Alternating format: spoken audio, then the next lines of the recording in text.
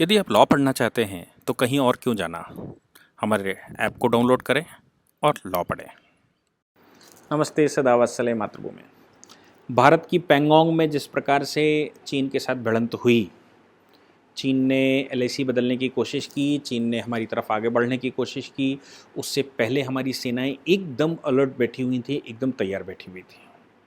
अब चूंकि अलर्ट और तैयार बैठी हुई थी, उसका कारण है कि 1962 में पहले जब हमारी मई जून में उनसे वार्ता हुई, तो उस वार्ता के बाद चीन पीछे खसक गया था। वार्ताएं लगातार कर रहा था, हिंदू चीनी भाई भाई चल रहा था। और हिंदी चीनी भाई भाई के साथ अगस्त के लास्ट में उन्होंने हमारे ऊपर हमला कर दिया।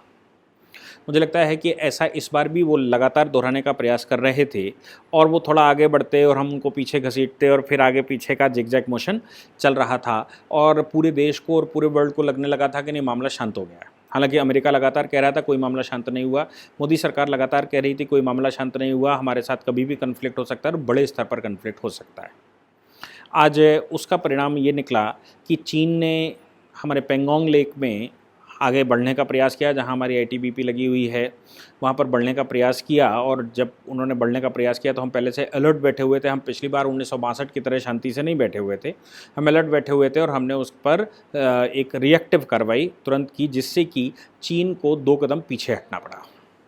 और चीन को 2 कदम पीछे हटना पड़ा और चीन को वापस जाना पड़ा, जिसका मैसेज चीन के अंदर बहुत गलत गया। और जैसे मैं लगातार बताता आ रहा हूँ कि चीन ने 60% से ऊपर टेरिटरी कब्जा करके रखा है, चाहे वो तिब्बत की लैंड हो या फिर वो जिनशांग के लैंड हो या और भी बहुत सारी लैंड हैं। और उसके अलावा उन्होंने दूसरे देशों की 18 देशों की कुछ बाउंड्रीज़ पर इन्फिल्ट्रेशन किया हुआ है, कुछ टापू कब्जा किए हुए हैं, कुछ समुद्र कब्जा किए हुए हैं। इस प्रकार वो सारे संसार में घिरे हुए हैं। दूसरा, अंदर भी डिस्टर्बेंस बहुत चल रहा है। इस पर तिब्बत वाला बयान मैंने लगातार उस पर कुछ ना कुछ मैं आपको बताता आया हूँ कि तिब्बत में क्या चल रहा है। तिब्बत की जो गवर्नमेंट इन एग्जाइल बैठे हुए प्रेसिडेंट बैठे हुए हैं, सेंगेई में डॉक्टर सेंगेई, उनका स्टेटमेंट भी मैंने एक लेक्चर में भी बताया आपको। माइक पॉम्पियो ने जो स्टेटमेंट दिया उसके साथ, यानी कि अमेरिका के विदेश मंत्री ने जो स्टेटमेंट दिया, वो काबिल तारीफ है, वो जानने की आवश्यकता है सारे देश को। उन्होंने कहा कि भारत के खिलाफ चीन ने उकसाने वाली कार्रवाई की, और चीन की उकसाने वाली कार्रवाई में भारत ने जो रिएक्शन किया, जिससे कि चीन को वापस जाना पड़ा, तो चीन को वापस जब जाना पड़ा तो चीन के सैनिकों को, कमांडर्स को वापस जाना पड़ा। उसका बहुत बड़ा झटका चीन की अपनी सरकार को लगा है, जिसकी वजह से वो बौखला गए और पगला गए। उन्होंने कहा कि अब समय आ गया है कि चीन के खिलाफ पूरे विश्व को एकजुट होना चाहिए। क्यों? क्योंकि चीन से अब संसार को खतरा है। पहला खतरा किस लिए है? क्योंकि चीन में कोई डेमोक्रेसी नाम की चीज़ नहीं है, यानी कि इंसान की इंसानियत की हत्या करने में चीन को कतई कोई संकोच नहीं होता है। इसका जो सबसे बड़े इलस्ट्रेशंस हैं वो ये है कि आज का जो जिनजियांग प्रांत है उनका, या शिनजियांग जिसको वो कहते हैं, वो प्रांत ओरिजिनल तुर्किस्तान हुआ करता था, और तुर्कों ने भारत पर भी हमला किया और पूरे विश्व को परेशान किया, जहाँ पर उइगर मुसलमान रहा करते थे। उन्होंने उस पर कब्जा करने के बाद उसका नाम बदला, जिनशांग प्रांत रखा। और उइगर मुसलमानों को संसार में ये कहा जाता है कि मुसलमानों से ज़्यादा मलेच्छ कोई और पाया नहीं जाता है। अगर आप देखना चाहें तो बाहुबली मूवी में जिस प्रकार से मलेच्छों को दिखाया गया है लड़ते हुए, वैसे ही कुछ मलेच्छ हुआ करते थे, चाहे वो हूड हुआ करते हों, चाहे वो तुर्क हुआ करते हों, चाहे मंगोली हुआ करते हों।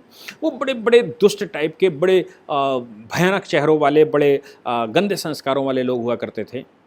और चीन ने उस पर कब्जा किया तो उन गंदे संस्कारों से, जिससे भारत को डर लगता था कि इनके मलेच्छों की गंदगी भारत में आ जाएगी, उनके खिलाफ भी उन्होंने अत्याचार इतने ज़्यादा किए कि उनको भी अंडरग्राउंड 50-50 मंजिल, 40-40 मंजिल अंडरग्राउंड बनाकर उसके अंदर दफन कर दिया। दफन मतलब उनको वहाँ कैद करके और उनसे काम करवाते हैं, उनकी महिलाओं को अपने साथ उठा ले जाते हैं, अपने सैनिकों को दे देते हैं, सैनिकों की प्यास बुझाते हैं।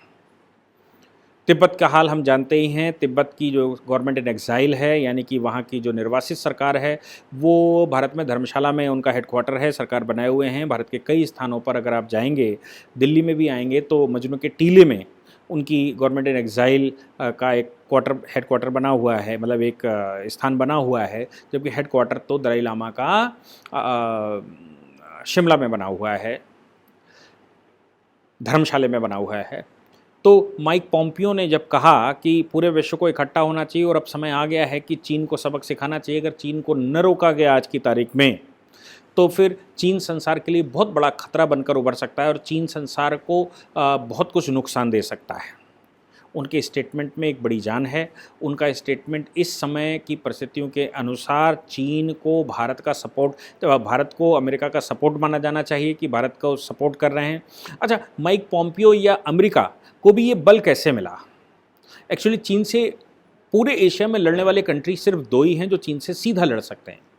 एक चीन की बाउंड्री रशिया से लगती है जो उनसे सीधा लड़ सकता है, दूसरी चीन की बाउंड्री भारत से लगती है जो उनसे सीधा लड़ सकता है। अप्रॉक्स जो लाइन ऑफ कंट्रोल है, हालांकि हमारा चीन से कोई डायरेक्ट बॉर्डर नहीं लगता, लेकिन तिब्बत के थ्रू लगता है, तो तिब्बत की जो लाइन ऑफ एक्चुअल कंट्रोल है वो अप्रॉक्सीमेटली 4000 स्क्वायर किलोमीटर है। वो 4000 किलोमीटर, 4000 किलोमीटर की हमारी कंट्रोल लाइन है। और उनकी दूसरी सबसे बड़ी कंट्रोल लाइन जो उनकी है बाउंड्री, वो रशिया के साथ मिलती है। तो रशिया के साथ यूएस खड़ा हो, रशिया और यूएस इकट्ठे होकर चीन से लड़ें, ये थोड़ा सा मुश्किल काम है। थोड़ा सा नहीं बल्कि बहुत मुश्किल काम है जब तक रशिया और यूएस के संबंध बहुत अच्छे नहीं हो जाते, क्योंकि रशिया में शीत युद्ध का मुख्य कारण यूएस था, जिन्होंने रशिया को 12 टुकड़ों में बांटा। अब चीन के बॉर्डर पर लगा हुआ सबसे बड़ा देश भारत बचता है, और भारत का दुश्मन नंबर 1 हम हमेशा से मानते हैं वो चीन है। चाहे वो पाकिस्तान से अगर कन्फ्लिक्ट कभी रहा तो पाकिस्तान को भी चीन ने सीधा सपोर्ट किया है, और जिसकी वजह से पाकिस्तान इतने गुलछर्रे उड़ाता रहा, और उस पर अमेरिका का भी पाकिस्तान को सपोर्ट था। तो हमारा दुश्मन नंबर 1 कभी रहा तो चीन रहा, और आज भी हमारी चूंकि line of actual control 4000 kilometre की चीन के साथ है, इसलिए चीन ही हमारा सबसे बड़ा दुश्मन है। और उसकी विस्तारवादी नीतियों से हम लगभग 40,000-43,000 स्क्वायर किलोमीटर का एरिया उनको हाथ में गवा बैठे हैं। हालांकि इसमें नेहरू जी ने केवल ये 43,000 किलोमीटर एरिया नहीं गवाया, बल्कि 1.25 लाख स्क्वायर किलोमीटर का एरिया पाकिस्तान के हाथ में भी गवाए पड़े हैं, जिसको आप पाक ऑक्युपेंट जम्मू एंड कश्मीर लद्दाख कहते हैं। और उसमें भी चीन का बड़ा योगदान रहा, अमेरिका का बड़ा योगदान रहा। और योगदान क्या, कब्जा करने में तो चीन का योगदान नहीं रहा, लेकिन मेंटेन करने में चीन का बड़ा योगदान रहा, अमेरिका का बड़ा योगदान रहा। उस समय अमेरिका की अपनी परिस्थितियाँ हुआ करती थी। आज जब भारत से सीधी 2-2 हाथ चल रही है, क्योंकि 62 की बाउंड्री निर्धारित, 62 का जो लाइन ऑफ कंट्रोल है वो निर्धारित है, जो नॉर्थ में और ईस्ट में जो हमने निर्धारित किया है, उसके बहुत अंदर आज की तारीख में लगभग 1000 स्क्वायर किलोमीटर, 1000 स्क्वायर किलोमीटर अगर हम कहें तो हम कह सकते हैं कि वो 1000 स्क्वायर किलोमीटर का हमारा क्षेत्र जो 60 में चीन के कब्जे में था या 60 में चीन क्लेम कर रहा था, वो आज पाकिस्तान के कब्जे में है, वो चीन के कब्जे में हमारा क्षेत्र है। और चूंकि गलवान में हमको इशू मिल गया है, इसलिए हमारा कहना ये है कि 62 की सिचुएशन पर आइए, और 62 में जो हमारे पास डॉक्यूमेंट है उस डॉक्यूमेंट के अनुसार ही बात की जा सकती है, वहीं पर ही लाइन ऑफ कंट्रोल बनाई जा सकती है। चाइना लगातार ये कहता है कि नहीं, लाइन ऑफ एक्चुअल कंट्रोल यहाँ नहीं तो यहाँ बना लीजिए, यहाँ नहीं तो यहाँ बना लीजिए, हम एग्रेसिव है। ये अवसर भारत को मिला, जिससे भारत ने उनकी ट्रेड खत्म कर दी, तो हमको दोनों में से कोई एक लाभ ज़रूर मिलने वाला है। या तो चीन 62 की सिचुएशन पर जाने वाला है, और अगर 62 की सिचुएशन पर नहीं जाता तो फिर हम उसकी ट्रेड भारत में समाप्त किए दे रहे हैं, और हम भारत में ट्रेड समाप्त करने का मतलब है उसकी 30% ट्रेड पर आघात होना, और हमारा 30% जो बैलेंस ऑफ पेमेंट है उसका सुधार होना। अमेरिका को ऐसा साथी नरेंद्र मोदी होने की वजह से मिला। मोदी जी जब वहाँ गए और ट्रंप जैसा उनको एक साथी मिला, और ट्रंप वो व्यक्ति जो संसार में कुछ भी कर सकता है, और ऐसे शासकों की संसार को ज़रूरत है। और उनका चुनाव भी वैसे ही चल रहा है जैसा भारत में नरेंद्र मोदी जी का चुनाव चल रहा था। ऐसा लग रहा था हार गए, नहीं लड़ा पाएंगे, ये टॉलरेंस कर दिया, ऐसा कर दिया, वैसा कर दिया, फ्रीडम खत्म कर दी, और पता नहीं क्या क्या हिटलर शाही बना दी। वैसा ही कुछ अमेरिका में डोनाल्ड ट्रंप के लिए भी कहा जाता है, लेकिन ऐसे शासकों की आज संसार को ज़रूरत है। तो ये जो बॉर्डर है, इस पर माइक पॉम्पियो के स्टेटमेंट को और भारत की जो दरियादिली है, और भारत ने जिस प्रकार से रिएक्शन किया है, और आज तो अभी तो न्यूज़ ये आई कि राजनाथ सिंह उधर रशिया गए कुछ कार्य से, और इधर हमने इंडो तिब्बत पुलिस, चाहे वो बीएसएफ रही हो, जितनी फोर्सेस हमारी उस बॉर्डर पर लगी हुई हैं तिब्बत के बॉर्डर पर, उन सभी को अलर्ट जारी कर दिया है और युद्ध का आगाज़ कर दिया है, युद्ध का अलार्म बना दिया है कि किसी भी समय युद्ध हो सकता है। क्योंकि 62 में बिल्कुल सेम ऐसी कंडीशंस में चीन ने युद्ध किया था और हम तैयार नहीं थे। नतीजा निकला कि हमको बहुत बड़ी टेरिटरी उस समय खोलनी पड़ी। आज अमेरिका लगातार, अब चीन इस अवसर में होगा कि इस समय अमेरिका में चुनाव चल रहा है, और जिस समय अमेरिका में चुनाव चल रहा है उस चुनाव के दौरान अमेरिका सीधा एक्शन नहीं ले सकता, तो हम क्या अमेरिका को रोक सकते हैं? अमेरिका का चूंकि इन्वॉल्वमेंट सीधा नहीं होगा, तो क्या हम हिंदुस्तान के साथ युद्ध कर सकते हैं, हिंदुस्तान की बहुत बड़ी टेरिटरी कब्जा कर सकते हैं? क्या हम हिंदुस्तान में नई एलआईसी फिक्स कर सकते हैं? वो लगातार ऑफर करते आ रहे हैं। मैंने पीछे भी कुछ लेक्चर्स आपको लगातार बताए थे कि वो लगातार कोशिश कर रहे हैं कि एलआईसी चेंज कर लीजिए, आप पीछे जाएं तो हम भी पीछे चलें। लेकिन भारत सरकार लगातार कह रही है कि 62 पर आइए, फिर हम बात करते हैं। इस समय ये जो बॉर्डर पर अमेरिका का स्टेटमेंट आया है, ये हमारे लिए बड़ा सराहनीय है। और अमेरिका ने जिस तरह से कभी भी तिब्बत को चीन का हिस्सा नहीं माना, हमने भी तिब्बत को चीन का हिस्सा नहीं माना। अगर हम तिब्बत को चीन का हिस्सा मान लेते तो दलाई लामा जो भारत में बैठे हुए हैं वो विद्रोही नेता की तरह सामने आते, और विद्रोही होने के नाते हमको एक्सट्रेडिशन करना पड़ता, उनका प्रत्यर्पण करना पड़ता चीन को। लेकिन हम प्रत्यर्पण नहीं कर रहे हैं। इसका मतलब ये हो गया कि हमने तिब्बत को चीन का हिस्सा नहीं माना है, और अमेरिका ने नहीं माना, और वर्ल्ड के मोस्टली कंट्रियों ने नहीं माना। तो अब इस समय अमेरिका भी ये कोशिश कर रहा है, क्या तिब्बत को फ्री किया जा सकता है?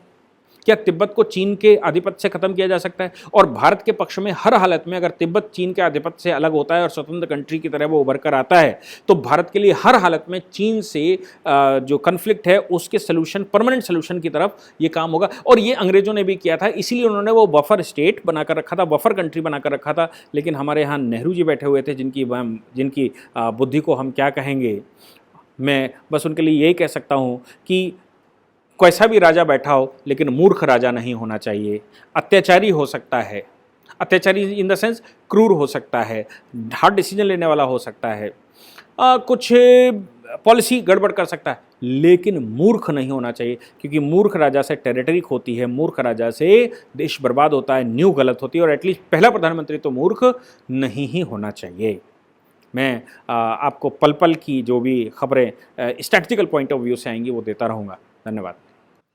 इस पूरी ऑर्गेनाइजेशन को चलाने के लिए आप नीचे डिस्क्रिप्शन से हमारे ऐप को डाउनलोड कर सकते हैं, जिससे कि लॉ स्टूडेंट्स को, लॉयर्स को और आम आदमी जो लॉ जानना चाहता है वो पेड क्लासेस का लाभ ले सकता है।